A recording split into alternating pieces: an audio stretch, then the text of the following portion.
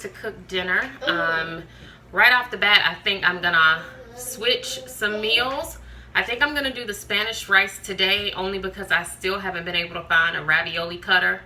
And I really want to use one when I make the ravioli. So I'm gonna make the Spanish rice today.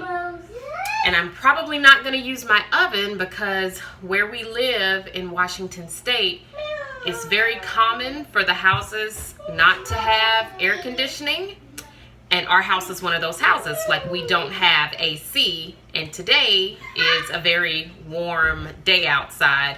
It's pretty comfortable in the house right now, but if I turn that oven on, it's gonna get real hot in here. And that just made me think of Nelly. But yeah, so it's gonna get really warm, and I don't want to be in here and be super hot, and I don't want 3 hot, whiny, cranky kids. So I'm gonna go ahead and start cleaning and cutting the greens. You can see them behind me over there, because I'm gonna do wilted greens and the Spanish rice recipe from the cookbook. But instead of baking my rice in the oven, I'm just gonna cook everything on top of the stove and then just marry the two of them together. And I think that should be fine. I'm not turning on my oven. It's too hot for that. So stay tuned and I will let you know. So, Savannah, say hi. Stay tuned and we will let you know what we think about this recipe when it's all done. Let's cook. Okay, so the baby is afraid of all kitchen appliances that make noise. So I don't know if you guys can see him. He's standing right behind Savannah, so I doubt it. Maybe if I move the camera down. He's here. Oh, kinda. No. Don't think you're gonna be able to see him. You won't be able to see him, but let's see if he runs when I turn on the blender. Here we go. Oh, it's not plugged in. Oh, it is plugged in.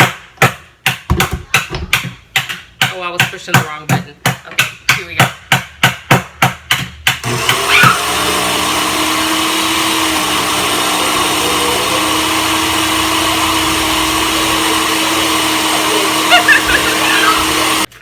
Okay, and I'm gonna swap out. I'm cutting my head off. Savannah, baby, turn this light back off. I'm going to swap out the brown rice with farro, just because I had farro and I didn't see the point in buying brown rice when I have a grain here that we all like to eat. So I'm gonna swap this out and see how this works in the recipe. Right off the bat, I can also tell you that because the only thing that went into that blender mix that I just made was tomato paste. What's wrong, baby? What happened? You got an ice cream scoop? The only thing that went into that blender mix was tomato paste, half an onion, a minced jalapeno, 2 chopped tomatoes, and I think that was it. It was like 4 ingredients. I tasted it and it basically tastes kind of like salsa. So I'm going to definitely need to add some seasoning to this if we want it to taste good once it's more Savannah, you're distracting me. But yeah, I'm gonna have to add some seasoning to it just because. So we'll see how this turns out. So while I'm waiting for the tomato broth mixture to come to a boil, I thought I would share what farro kind of looks like for people who have never tried it. It's really good. I use it when I make jambalaya. Pretty much anything where we would normally eat rice, I just swapped it out for farro, and it's really good. It does have a different texture, but we really like it. And it takes on flavor really well of whatever it is you're cooking. So this is 2 cups of uncooked farro. And I'm gonna add it to the tomato broth mixture once that starts to boil a little bit. So my little mixture here is coming to a boil. So I'm going to add the farro and cook it until done. And then I'm just gonna start on the wilted greens.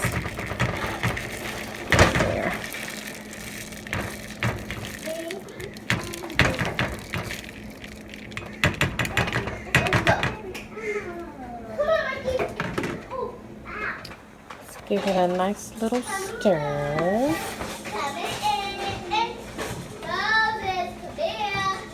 And my plan is just to cook it like I would normally cook rice. You're supposed to be using the oven to do this whole thing, and I'm just not turning my oven on today because it's way too hot.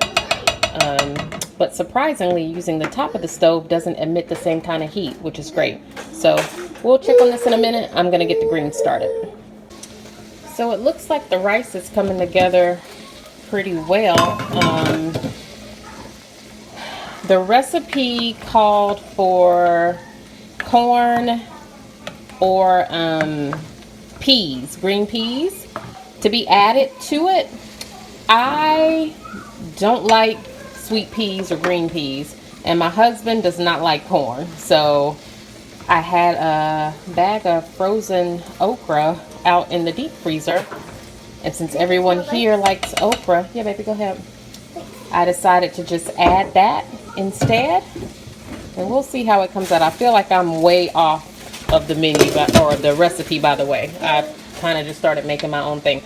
Oh, but to this I did add lime juice and salt like the recipe called for, but then I also added cumin and oregano, just to give it a little bit more flavor. So it's cooking up pretty well, and it smells really good in here, so hopefully that's a good thing.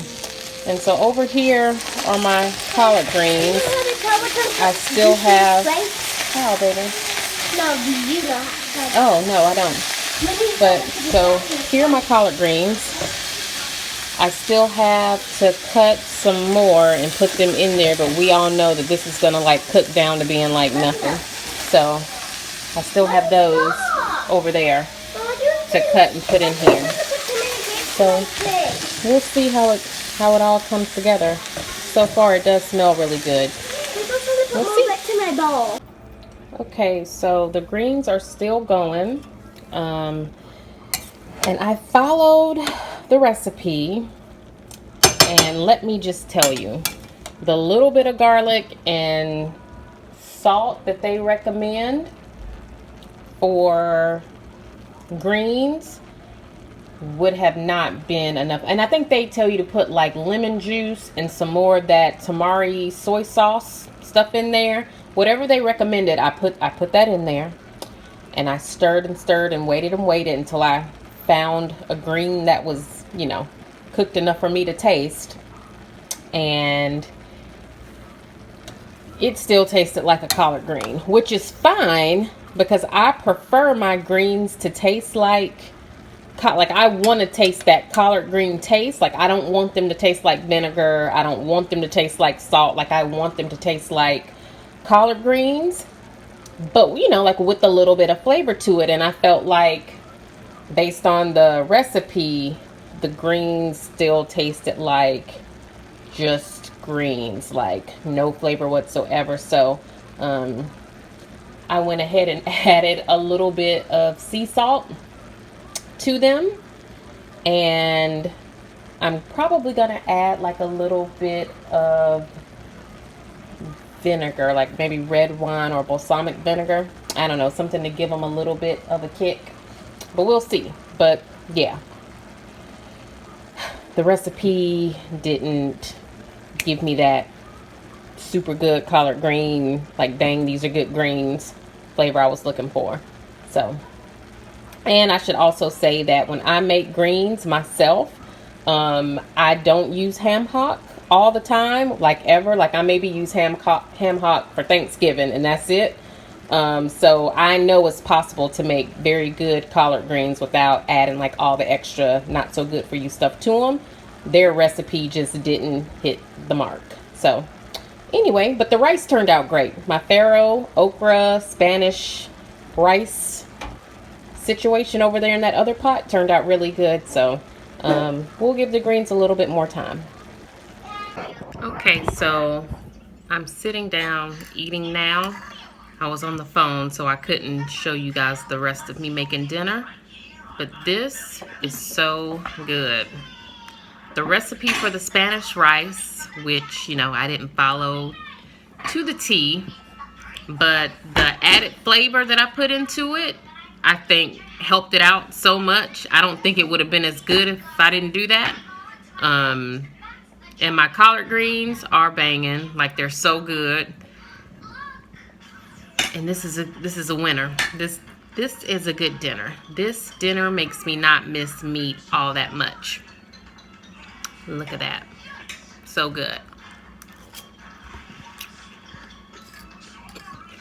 And you know it's good when you do the little dance.